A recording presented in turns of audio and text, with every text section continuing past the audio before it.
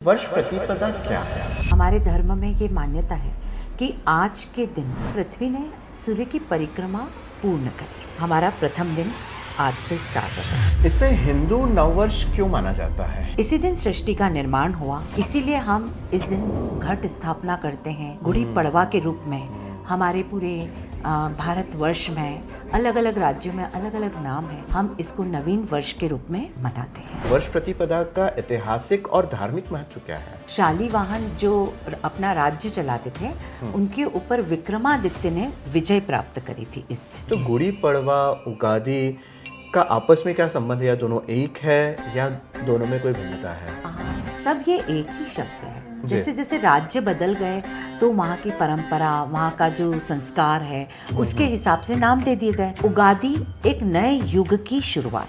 बड़ा आसान नहीं है कुंडलिनी जागरण या आत्म साक्षात्कार, तो क्या इतनी आसानी से आपने बोल दिया? कितनी आसानी से संभव है? बिल्कुल बिल्कुल आसानी से, बस हमें प्योर डिजायर करनी है। जो दुर्गा जगदम्बा है, उनकी जो शक्ति है हमारे अंदर, हमारी त्रिकोणाकार अस्थि में, कुंडलिनी के स्वरूप में है। एक आपने जिक्र किया है आत्म साक्षात्कार का। आत्म साक्षात्कार मतलब हमारी आत्मा का परमात्मा से साक्षात्कार।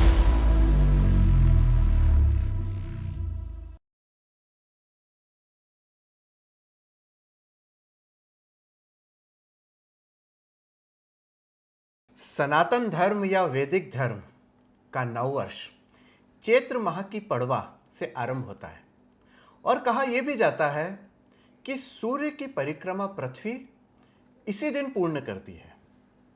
क्या है इस दिन की विशेषता? क्या है इसके पीछे का विज्ञान? और क्यों इसे सनातन में एक आध्यात्मिक दर्शन के रूप में भी देखा जाता है?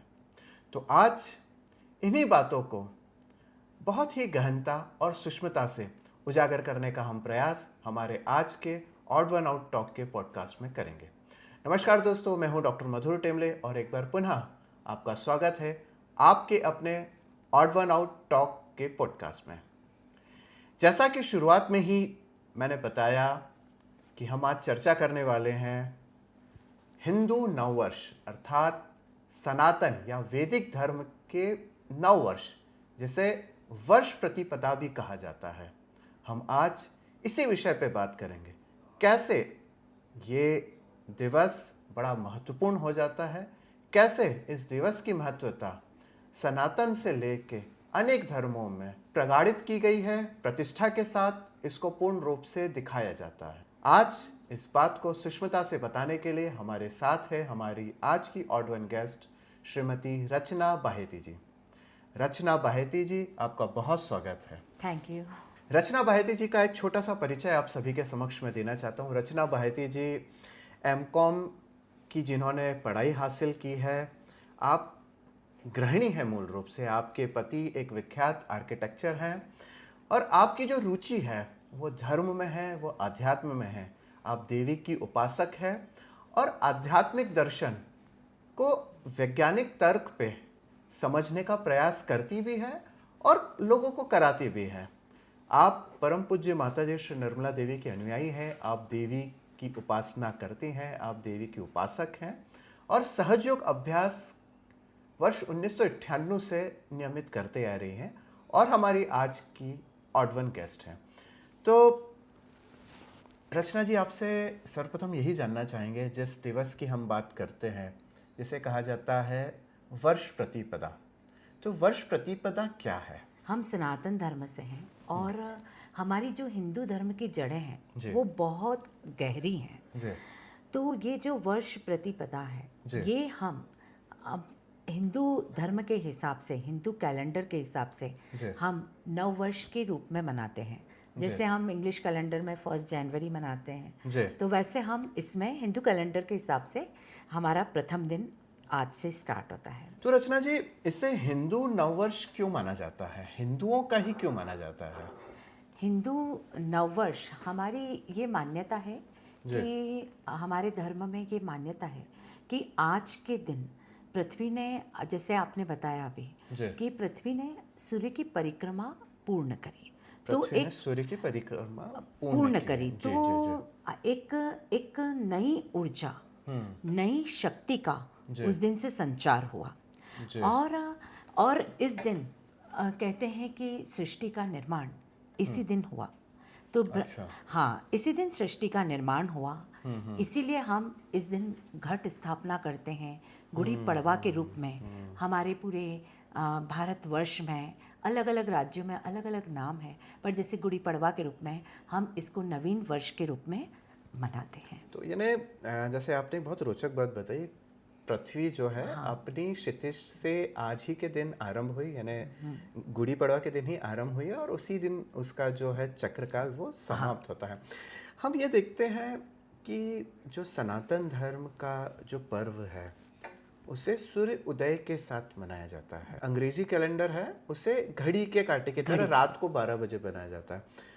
तो इन दोनों को आप अलग अलग कैसे देखते हैं? सूर्य के साथ जैसे इसकी दो परिभाषा भी अगर देखी जाए कि जो नववर्ष बनता है, जो कैलेंडर वाला नववर्ष बनता है, जो आंग्ल भाषा का जो नववर्ष बनता है, उसके अंदर रात को पार्टियां होती है, लोग नशे में धुत होते हैं।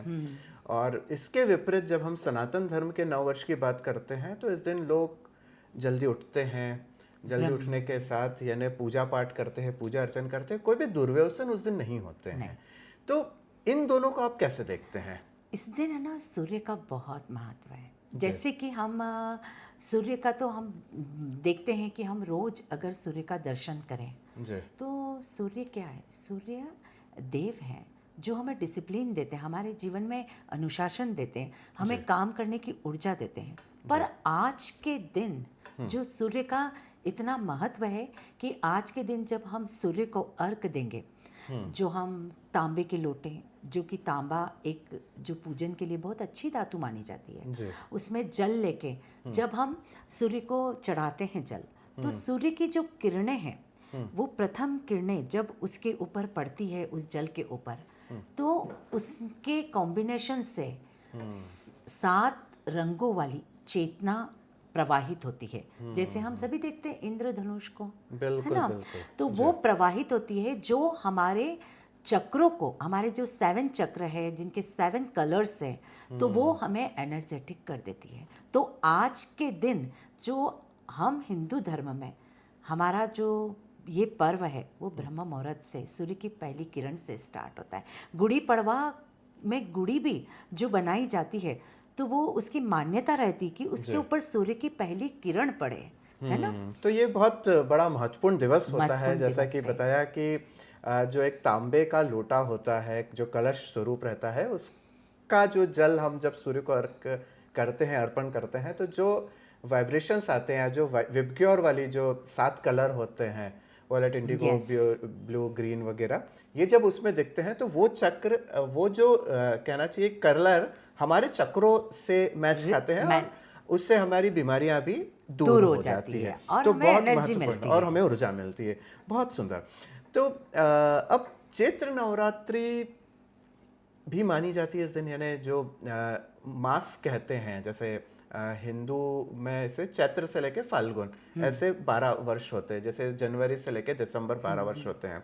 तो चैत्र यानी बिगनिंग, यानी एक तरह से जनवरी माना जाए। हाँ, बिल्कुल बिल्कुल। तो इस दिन से नवरात्रि का भी शुभारंभ होता है। इसके पीछे का क्या तात्पर्य? इस समय ऋतु परिवर्तन होता है और बाहर आ जाती है, फूल खिलने लग जाते हैं। ब्रह्मा पुराण में कहा गया है कि ब्रह्मा जी ने आज के ही दिन सृष्टि की रचना करी थी। अच्छा, आज ही के दिन सृष्टि की रचना करी थी। ठीक है। और देवी ने उन्हें महा सरस्वती रूप में उनकी सहचरिता दी गई, जिससे उस शक्ति से ब्रह्मा जी ने पूरी सृष्टि का निर्माण किया।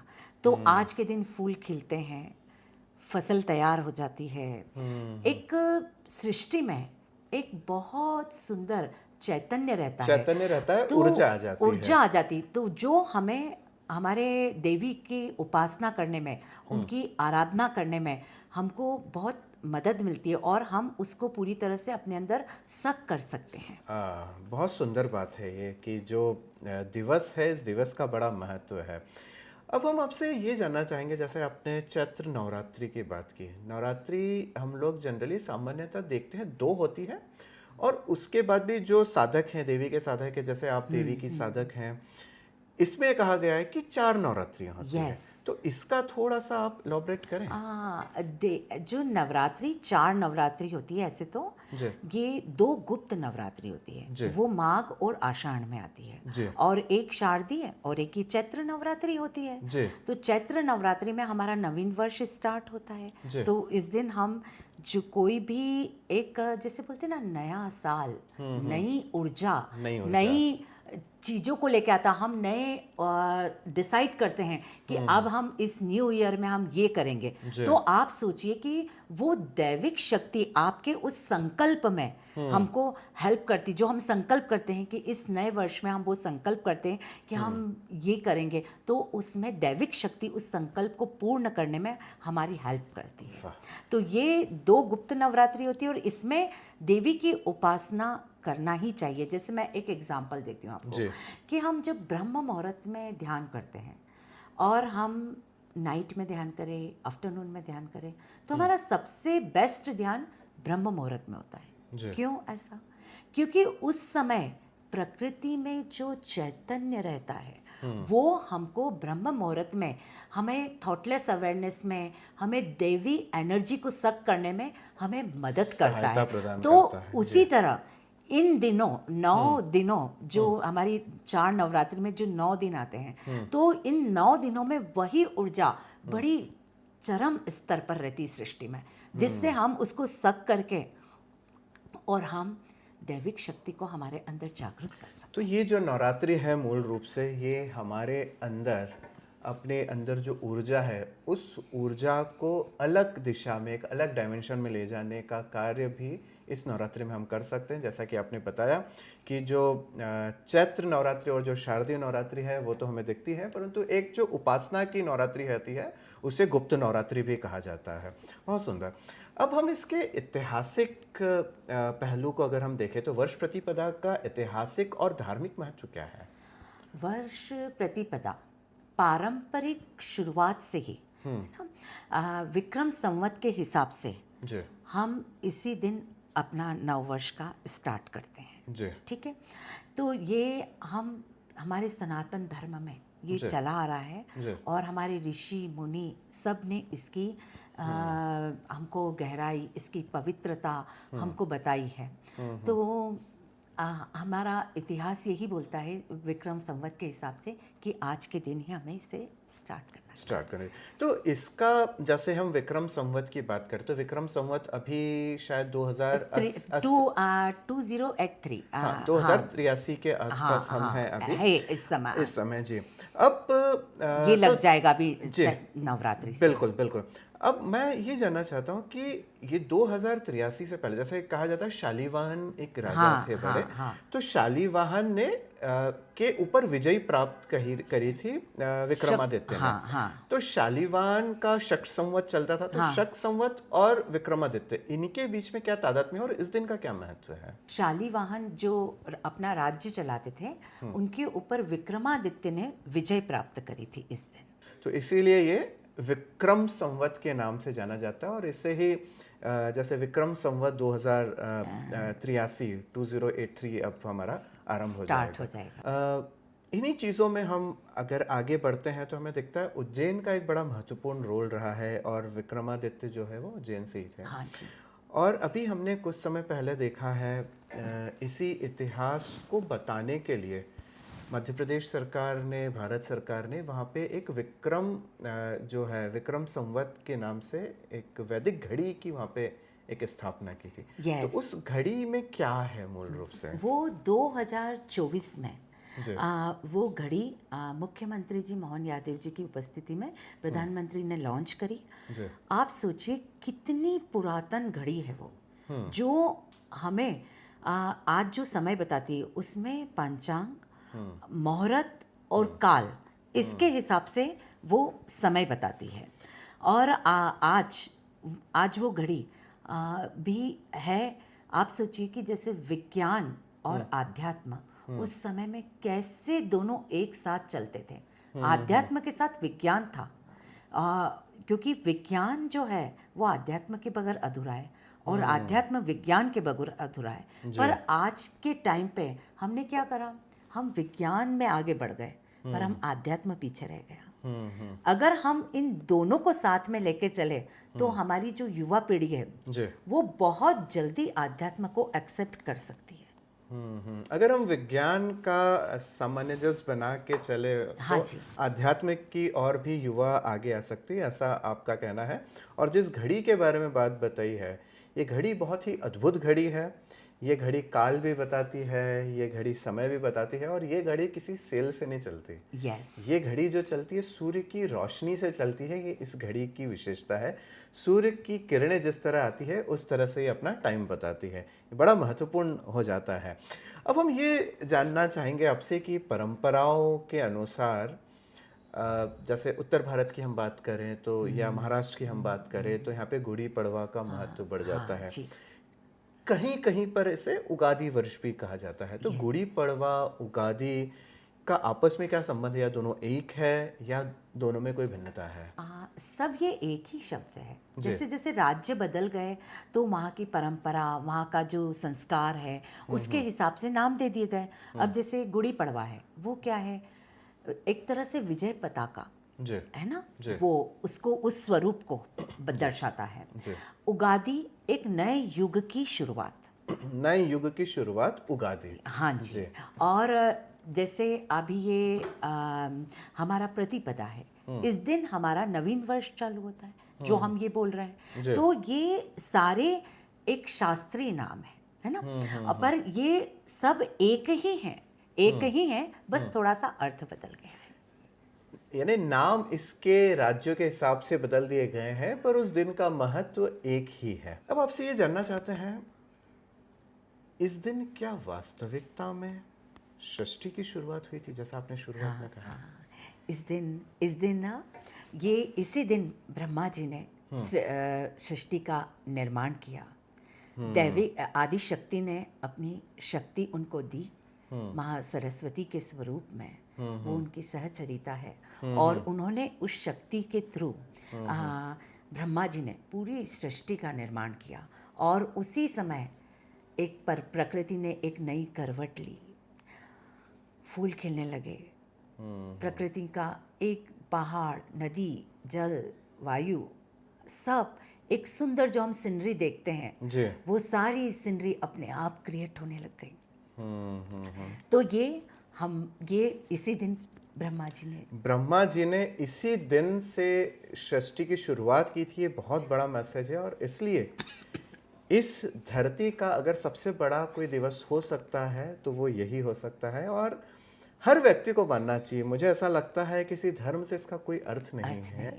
जो भी व्यक्ति, जो भी मानव है, और रादर जो भी जीव इस धरती पर जीवित है, वो इस दिवस के कारण ही है, क्योंकि इसी दिन से इस षष्ठी की शुरुआत हुई थी। क्योंकि जो प्रकृति है ना, हम बोलते हैं कि जो बाहर प्रकृति है वो हमारे अंदर है। जी।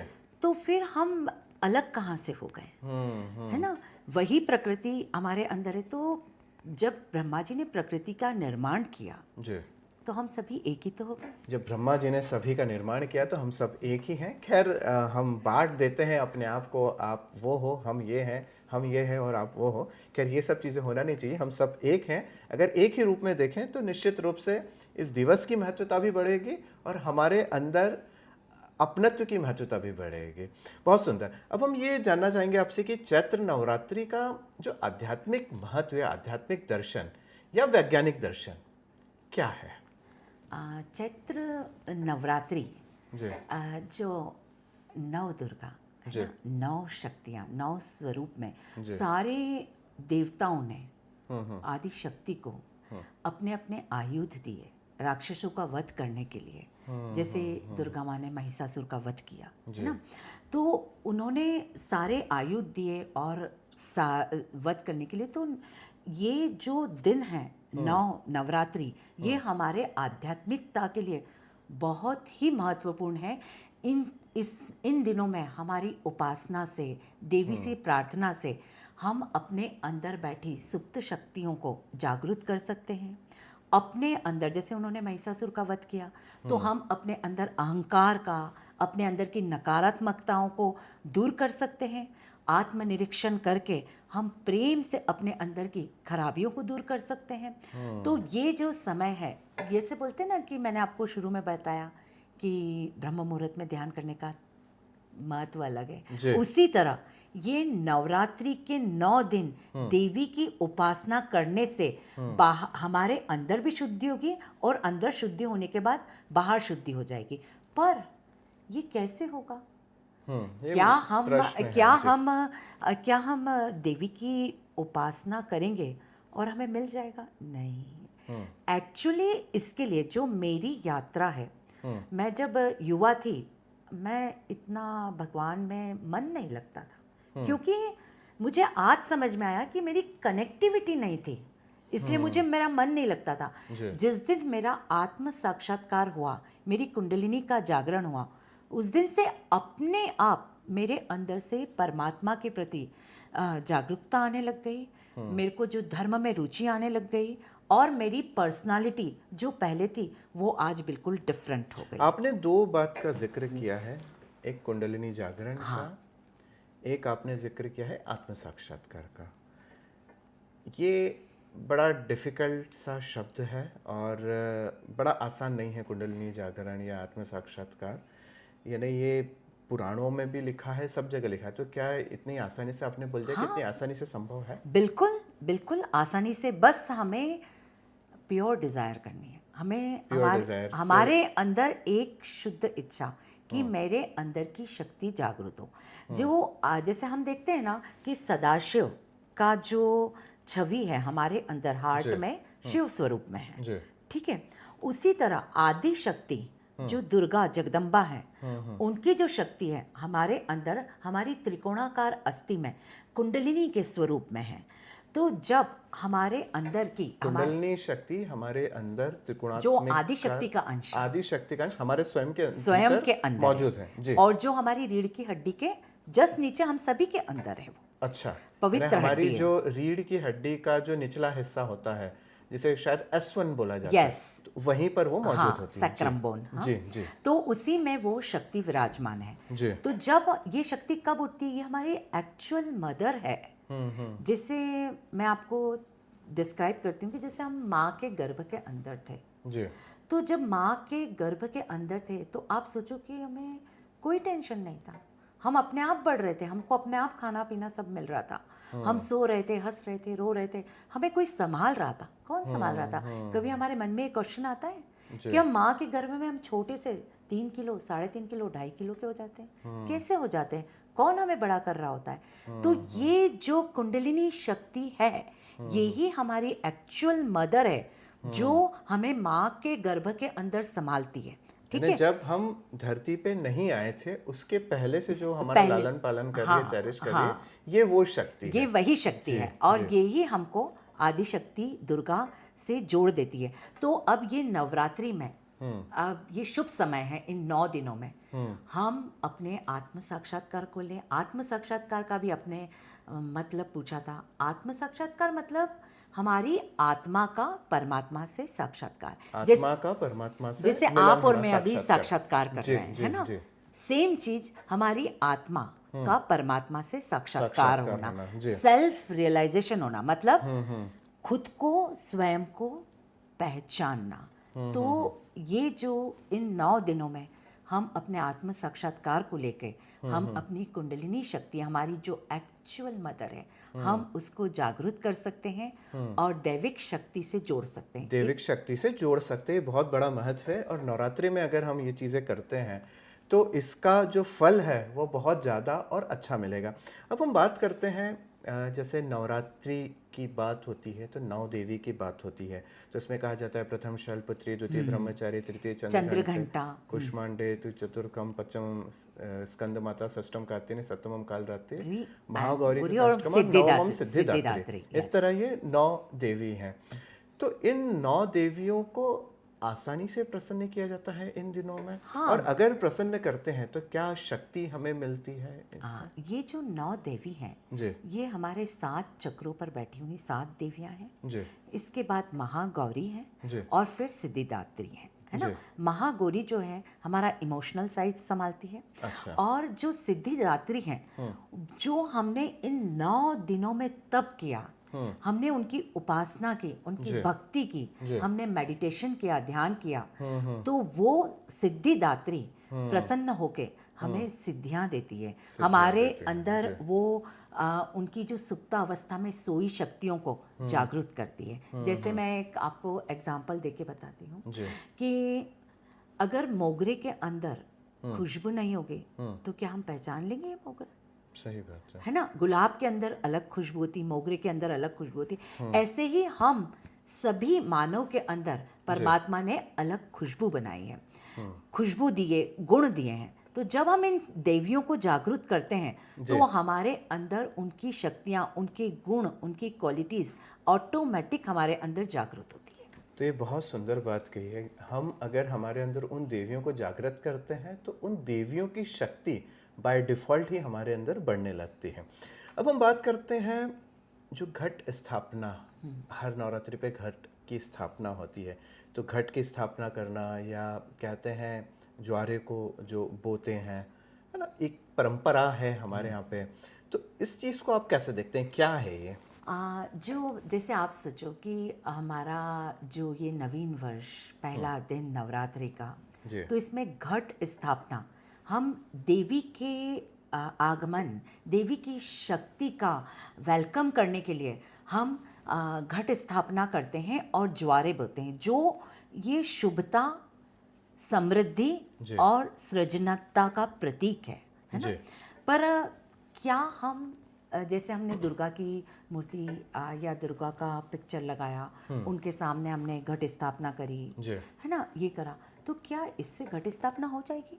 नहीं, इससे घट स्थापना पूरी नहीं होगी हमारी। एक्चुअली घट स्थापना हमारे अंदर होनी चाहिए, फिर वही बात हो जाती है। जैसे एक इन्हें बहुत अच्छा एक दार्शनिक महत्व बताया है कि मूर्ति के सामने कोई चीज़ करने से वो पूर्ण नहीं होगी जब तक उसका अंदर तादाद में नहीं होगा, जब तक वो पूर्ण नहीं होगा। ये बहुत अच्छा और एक व्यापक संदेश है।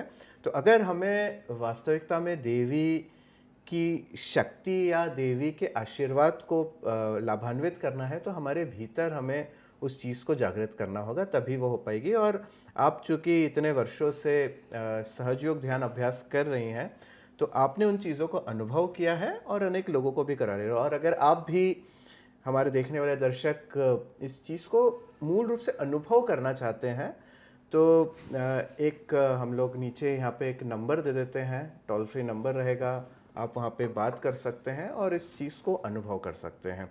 अब हम ये जानना चाहते हैं आपसे कि नवरात्रि का जो संबंध है, ये मूल रूप से ऋतु परिवर्तन की ओर कैसे देखा जाता है, या इसका कोई संबंध प्रकृति से भी है? बिल्कुल जी। जैसे हमने बोला ना कि प्रकृति जो बाहर है वो अंदर है, ब्रह्मांड पूरा बाहर है, वो लघु ब्रह्मांड हमारे अंदर भी है। तो जब बाहर चेंज होगा तो हमारे अंदर भी चेंज होगा। अब देखिए, अब ये चैत्र नवरात्रि है।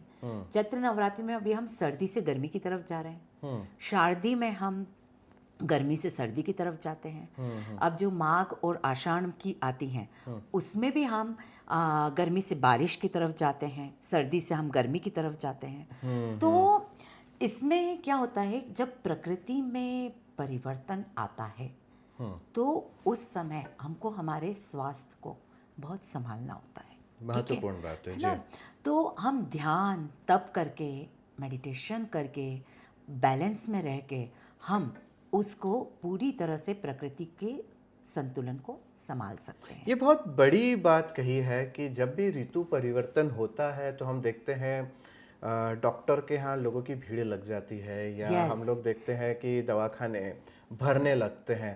पर ये ऋतु परिवर्तन से पूर्व एक नवरात्रि आती है, 2 गुप्त आती है और 2 प्रत्यक्ष रूप से आती है। अगर हम हमारी ध्यान धारणा, यानी कहने का मतलब ये ध्यान हमारी इम्यूनिटी से संबंध है उसका, अगर हम ध्यान नियमित करें तो हमारी इम्यूनिटी बढ़ जाएगी, और जब हमारी इम्यूनिटी बढ़ेगी तो निश्चित ही रूप से हमारा जो स्वास्थ्य है वो भी लाभकारी होगा और हमारी सेहत भी लाभकारी होगी। आपसे ये जानना चाहेंगे अब कि इस नवरात्रि में युवाओं को क्या उपाय करना चाहिए ताकि उनकी जो कहना चाहिए कि बहुत मन विचलित होता है, दिमाग इधर उधर डोलता है, तो इस नवरात्रि युवाओं को क्या संदेशा है? मेडिटेशन एक इसका रास्ता है। जी ध्यान, क्योंकि इन 9 दिन जो आप मैं तो आज के युवा को ये मैसेज दूंगी कि आप हर चीज़ को एक्सपेरिमेंट करते हैं, है ना, तभी आप उसको एक्सेप्ट करते हैं। तो बहुत बड़ी बात बोली, एक्सपेरिमेंट करो तभी आप उस चीज़ को एक्सेप्ट करो। ठीक यस, है है जी। ना, क्योंकि वो विज्ञान के सहारे ही बड़ा होना चाहते हैं और ये सही है, बिल्कुल ये बिल्कुल सही है, क्योंकि जब तक किसी चीज़ का प्रूफ नहीं मिलेगा तो हम कैसे बढ़ेंगे। सही बात है। ठीक है, तो इन 9 दिन मैं अब इन युवाओं को बोलूँगी कि इन 9 दिन चलो एक एक्सपेरिमेंट करके देखो 9 दिन कि आप मेडिटेशन करके अपनी कुंडलिनी शक्ति का जागरण करके और सिर्फ ध्यान करके आप देखिए कि आपको इन 9 दिनों में कितनी आपके अंदर पॉजिटिविटी रहती है, आपका कितना मानसिक संतुलन बना रहता है, बैलेंस में रहते हैं। जैसे एक एग्जांपल देते हैं, चलो, है ना, कि क्योंकि हमको बाहर देखने की आदत है तो हम उसी को ले लेते हैं। जैसे वृक्ष है ना, जो वृक्ष है वो उनकी जो रूट्स हैं, अगर उसकी रूट्स गहरी नहीं होगी तो क्या वो वृक्ष हरा भरा और बहुत मजबूती से खड़ा रहेगा क्या? सही बात है, नहीं रहेगा जी। अगर वो अपनी अंदर की मदर से जुड़ा हुआ नहीं रहेगा, धरती माता से जुड़ा हुआ नहीं रहेगा, तो वो कभी भी उखड़ सकता है, एक तूफान आएगा निकल जाएगा। बिल्कुल सही बात है। तो उसी तरह हमें अपने अंदर की शक्ति से जुड़ना चाहिए और उसके लिए हम मेडिटेशन करें। अब अभी हमने T20 वर्ल्ड कप जीता जी, है ना, उसको एग्जाम्पल लेते हैं। आप सोचो कि उस अहमदाबाद के स्टेडियम में लाखों लोग बैठे हुए थे, शोर कर रहे थे, है ना, वहीं वो जो क्रिकेटर है कितने संयम से, कितने बैलेंस से, इतने शोर के साथ भी वो प्रॉपर खेले, तो वो अपनी आंतरिक शक्ति और इतना जो मानसिक बैलेंस है वो कैसे बनाते हैं? जब तक हम अपने अंदर अपने आप के साथ नहीं जुड़ेंगे तो हम बाहर विकास नहीं कर पाएंगे। बहुत बड़ा मैसेज है युवाओं के लिए, अपने अंदर का विकास करें, अपने अंदर से जुड़ें और इस नवरात्रि ध्यान करें। यही सबसे बड़ा उपाय है, ये सबसे बड़ी रेमेडी है। अगर आप ध्यान करेंगे तो आप अंदर से मजबूत होंगे और अगर आप अंदर से मजबूत होंगे तो कितने भी आंधी आए, तूफान आए, आप डगमगाएंगे नहीं। आपके जीवन में कितने भी आंधी तूफान आए, आप स्थिर रहेंगे। ये बहुत बड़ा मैसेज है। अब आपसे कुछ छोटे छोटे सवाल, जैसे हम रैपिड फायर बोलते हैं, वो आपसे जानना चाहेंगे कि सबसे पहला ये है कि हिंदू नववर्ष 1 जनवरी या वर्ष प्रतिपदा? वर्ष प्रतिपदा। वर्ष प्रतिपदा। नवरात्रि आस्था या परंपरा? आस्था। आस्था। उपवास स्वास्थ्य या श्रद्धा? स्वास्थ्य। उपवास स्वास्थ्य, जी। एक शब्द में नवरात्रि? ध्यान। ध्यान। युवाओं के लिए चैत्र नवरात्रि से क्या सीखना चाहिए? युवाओं को अपने अंदर की शक्तियों को जगाना चाहिए। अपने अंदर, जैसे हनुमान जी हैं, हाँ, हनुमान जी को सारे देवी देवताओं ने, हम उनकी स्टोरी जानते हैं, सारे देवी देवताओं ने ब्लेसिंग्स दिए थे, शक्तियां दी थी और वो शक्ति भूल गए थे। फिर हनुमान जी को उनकी शक्तियां याद दिलाई और फिर आप देखिए हनुमान जी ने कैसे कार्य करा। तो ऐसे ही हमारे जो युवा हैं, युवा क्या है? इसका उल्टा वायु है ना। हाँ। अगर हमारा युवा हनुमान जैसा बन जाए तो जो आज की जो वायु है वो पूरी चेंज हो सकती है। बहुत सुंदर, बहुत अच्छा और एक व्यापक संदेश दिया। तो ये थी श्रीमती रचना बाहेती जी हमारे साथ और आपने ये बताया कि क्या सनातन धर्म की जो वर्ष प्रतिपदा है उसका महत्व है, किस तरह हमें आंतरिक रूप से अगर हम ध्यान धारणा करते हैं तो हम मजबूत रहते हैं। युवाओं के लिए भी व्यापक संदेश दिया। आपने बहुत अच्छे से बताया कि किस तरह जो सनातन की वैदिक घड़ी है उसकी स्थापना की गई और किस तरह ये जो ऋतु परिवर्तन काल है वो हमारे स्वास्थ्य से संबंधित है। अगर हम परिवर्तन ऋतु के साथ हम ध्यान करते हैं तो हमारे अंदर की इम्यूनिटी भी बढ़ाएंगे, इससे हम स्वस्थ भी रहेंगे और एक व्यापक संदेश हम समाज को दे सकते हैं। तो बहुत धन्यवाद रचना जी। हम आशा करते हैं आप जिस भी मिशन में लगे हैं बहुत अच्छे से आगे बढ़ते रहें। इन्हीं शुभकामनाओं के साथ बहुत धन्यवाद। थैंक यू सो मच भैया। नमस्कार। आशा है हम जो कंटेंट लेकर आ रहे हैं आपको अच्छा लग रहा होगा। अगर आप चाहते हैं हम इसी तरह का कंटेंट और लाएं तो हमें कृपया आशीर्वादित करें। आप हमारे चैनल को सब्सक्राइब करें, लाइक करें, हमें सपोर्ट करें ताकि हम और अच्छा कंटेंट आपके सामने ला सकें और अच्छी जानकारी आप तक पहुंचा सकें। बहुत धन्यवाद।